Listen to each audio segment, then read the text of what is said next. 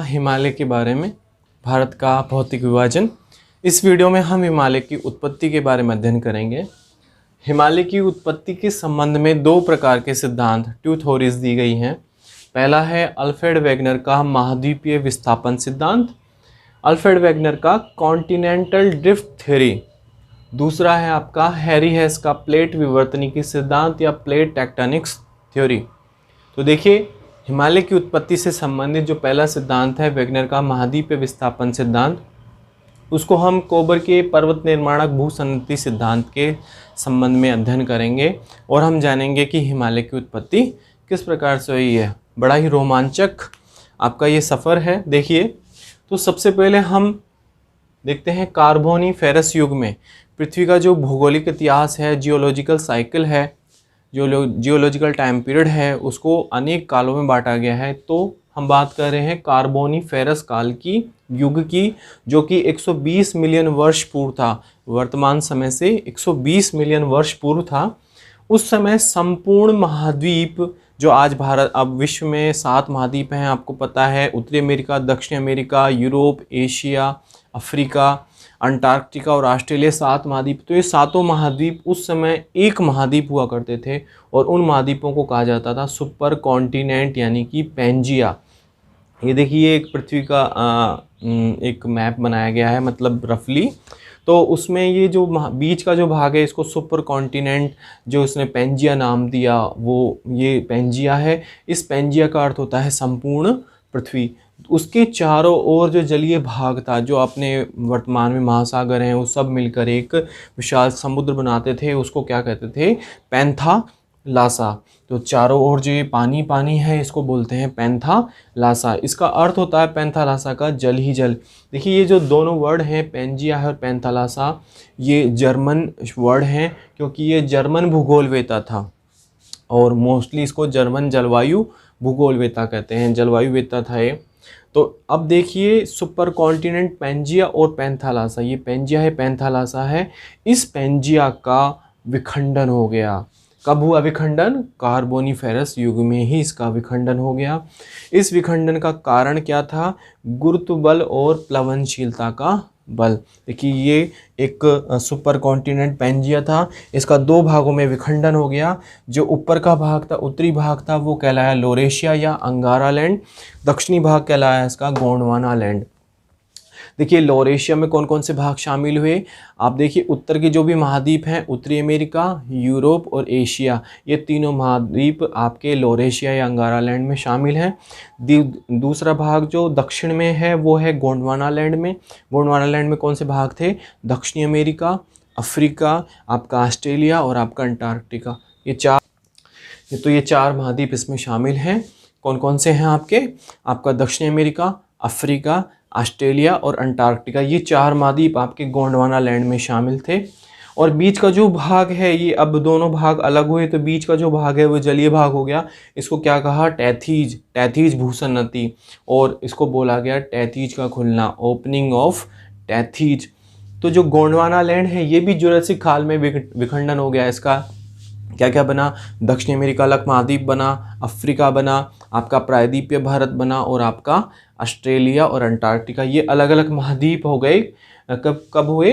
Jurassic काल में। तो देखिए, अब हम समझते हैं टैथीज भूसन्नति को, क्योंकि इसके बाद ही हम आगे बढ़ेंगे हिमालय की उत्पत्ति से संबंधित सिद्धांत के बारे में। आपको ये सब चीज़ें समझना जरूरी था। देखिए, भूसन्नति क्या होता है? भूसन्नति एक लंबा होता है, सकरा होता है, उतला होता है और क्या होता है? जलीय भाग होता है। तो देखिए, यहाँ से लेके यहाँ तक ये लंबा, काफ़ी लंबा जलीय भाग है। ये सकरा भी है, ये उतला भी है, जिसमें तलछटीय निक्षेप के साथ साथ, देखिए, तलछटीय निक्षेप के साथ साथ तली में धसाव होता है। देखिए, आज हम समझते हैं, अभी हम समझते हैं इसको, भूसन्नति को। ये एक चित्र बनाया गया है भूसन्नति का। इसमें देखिए, ये एक जलीय भाग है, इसके चारों ओर, इसके दोनों ओर एक स्थल दृढ़ स्थलखंड है जिसको फोरलैंड कहा जाता है, यहाँ पे भी और यहाँ पे भी। देखिए ये समुद्री भाग हो गया आपका यानी भूसा नदी का, इसमें तलछट का निक्षेप होता है। तलछट का निक्षेप कहाँ से आ रहा है, यहाँ से इस स्थल भाग से नदियाँ आएंगी, इस स्थल भाग से नदियाँ आएंगी, अपने साथ अवसाद लेकर आएंगी और उस अवसाद को यहाँ पर वो जमा करेंगी। तो जमा करने से देखिए मान लीजिए यहाँ पर ये अवसाद जमा हो गया। अब देखिए और अवसाद आया नदियों के द्वारा, वो अवसाद कहाँ जमा होगा, वापस इस तली में जमा होगा। तो ये क्या है कि भर जाना चाहिए, ये भूसा नदी भर जानी चाहिए, लेकिन क्या होता है ये अवसाद तली में नीचे चला जाता है, तलछटीय निक्षेप के साथ साथ तली में धसाव होता है। अब ये अवसाद यहाँ है और निक्षेप आएगा तो ये अवसाद यहाँ चला जाएगा और निक्षेप आएगा तो यहाँ, और इस प्रकार से ना, तो तली में धसाव होता रहता है बार बार, ठीक है। लेकिन ये कभी भी भूसा नदी भरती नहीं है और अवसादीकरण की क्रिया चालू रहती है। इन अवसाद के द्वारा ही आपके हिमालय का निर्माण हुआ। कैसे होता है कि ये जो अवसाद होते हैं यहाँ से दबाव पड़ता है दोनों साइड से और इन अवसादों में वलन पड़ता है, जिसको हम आगे समझेंगे। तो देखिए आगे देखते हैं इसको। अभी तक हमने देखा था, अल्फ्रेड वेगनर ने बताया कि एक सुपर कॉन्टिनेंट था, उस सुपर कॉन्टिनेंट का नाम था पेंजिया। पेंजिया दो भागों में बट गया, अंगारा लैंड उत्तर में और दक्षिण में गोंडवाना लैंड, और उसके मध्य में था टैथीज भूसनती का भाग। तो देखिए ये टैथीज भूसनती बनाई गई है और उसके दोनों ओर अंगारा लैंड और गोंडवाना लैंड है। उत्तर में अंगारा लैंड और दक्षिण में गोंडवाना लैंड है।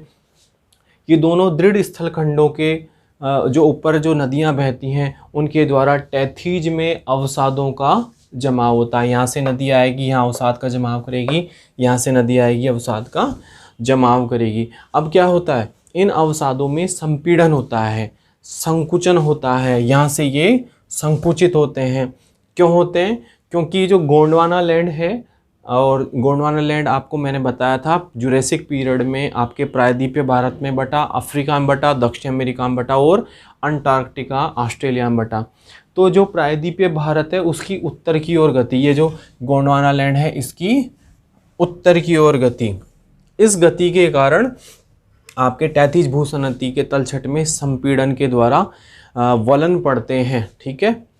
अब देखिए क्या होता है कि अवसादों में वलन से हिमालय पर्वत का निर्माण होता है। ये जो अवसाद जमा हुए उसमें वलन पड़ने से यहाँ से संकुचन हुआ, यहाँ से संकुचन हुआ, ये जो अवशेप है ये वलित हो गया, तो वलन से हिमालय पर्वत का निर्माण हुआ।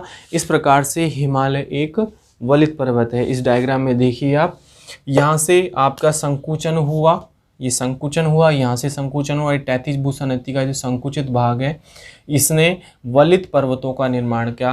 कौन कौन से वलित पर्वत हुए, उत्तर की ओर कुनलुन पर्वत श्रेणियाँ, मध्य में आपका तिब्बत का पठार जो वलन से प्रभावित रहा, और दक्षिण की ओर हिमालय पर्वतमालाएं बनी। इसके 3 चरणों में बनी। सबसे पहले आपका बना महाहिमालय, ग्रेट हिमालय, दूसरे नंबर पे मध्य हिमालय, तीसरे नंबर पे शिवालिक हिमालय। इस प्रकार से 3 चरणों के अंदर टैथीज भूसनती से, टैथीज भूसनती के जो अवसाद थे, तलछट थे, उसमें वलन से हमारे हिमालय पर्वत का निर्माण हुआ है। देखिए निर्माण 3 चरणों में हुआ, 1, 2, 3, ये 3 भाग हैं, अलग अलग भाग अलग अलग समय बने। तो देखिए 3 चरण कौन कौन से हैं। जो महाहिमालय है वो 120 से 70 मिलियन वर्ष पहले बना ईओसीन पीरियड में।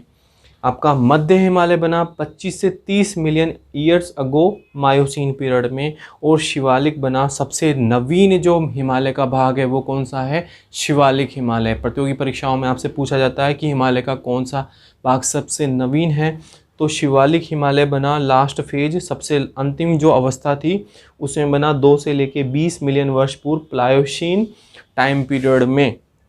ये ध्यान रखिएगा आप।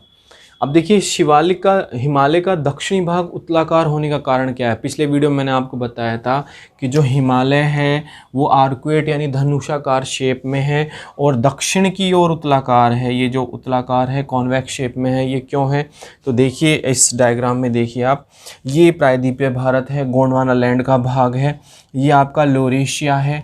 ये उत्तर की ओर इसने गति करी, गति करने से जो टैथीज भूसन्नति थी उसमें आपके वलन पड़े और आपका हिमालय का निर्माण हुआ।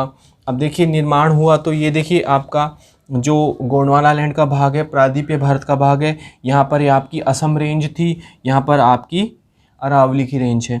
इस वजह से यहाँ पर ये अधिक दबाव पड़ा और इधर अधिक दबाव पड़ा, तो ये आर्कुएट शेप, इस प्रकार की शेप अगर बीच का भाग आपका अप्रभावित रहा, तो यहाँ पर ये धनुषाकार शेप में आपका हिमालय पर्वत का निर्माण हुआ।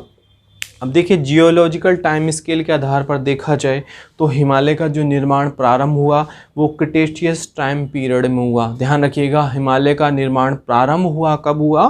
क्रिटेशियस टाइम पीरियड में। उसके बाद में आपके टर्शरी एज एपक में, टर्शरी एपक में आपके 4 टाइम पीरियड हैं, इयोसीन, ओलिगोसीन, मायोसीन और प्लायोसीन। तो देखिए क्रिटेशियस में निर्माण प्रारंभ हुआ, इयोसीन में ग्रेट हिमालय का निर्माण हुआ, ओलिगोसीन में आपका किसी भी प्रकार की कोई भूगर्भिक एक्टिविटी नहीं है, मायोसीन एज में वापस से आपके मध्य हिमालय का निर्माण हुआ और जो greater Himalaya Eocene time period में बना आपका, उसकी ऊंचाई में वृद्धि हुई। प्लायोसीन एज में आपके शिवालिक हिमालय का निर्माण हुआ। इसके बाद में प्लिस्टोसीन और होलोसीन एज, प्लिस्टोसीन और होलोसीन एज में भी हिमालय की ऊंचाई में वृद्धि हो रही है। कितनी वृद्धि हो रही है? 5 से 10 सेंटीमीटर प्रतिवर्ष। हिमालय आपका 5 से 10 सेंटीमीटर प्रतिवर्ष की दर से ऊंचा उठ रहा है। प्लिस्टोसीन होलोसीन एज को क्वार्टनरी एपक कहते हैं और इयोसीन, ओलिगोसीन, मायोसीन और प्लायोसीन इसको टर्शरी एपक कहते हैं। तो हिमालय टर्शरी एपक में बना हुआ, ध्यान दीजिएगा, हिमालय टर्शरी एपक में बना हुआ वलित पर्वत है। ये प्रतियोगी परीक्षा में क्वेश्चन पूछा जाता है, हिमालय का निर्माण टर्शरी एपक में हुआ, क्वार्टनरी में हुआ, कब हुआ, ठीक है।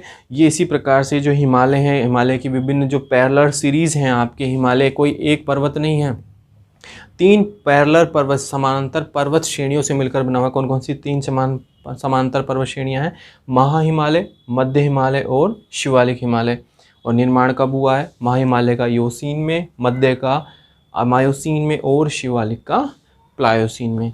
तो इस प्रकार से हमने देखा हिमालय की उत्पत्ति से संबंधित अल्फ्रेड वेगनर का महाद्वीपीय विस्थापन सिद्धांत, जिसको हमने कोबर के पर्वत निर्माणक भूसन्नति सिद्धांत के संदर्भ में भी समझा। अगले वीडियो में हम देखेंगे हिमालय की उत्पत्ति से संबंधित प्लेट विवर्तनिकी सिद्धांत, जिसके द्वारा हम हिमालय की नवीन जो सिद्धांत है उसके आधार पर व्याख्या करेंगे। वीडियो के एंड में आपसे कुछ सवाल पूछे जाएंगे, उन सवालों का आपको कमेंट बॉक्स में जवाब देना है।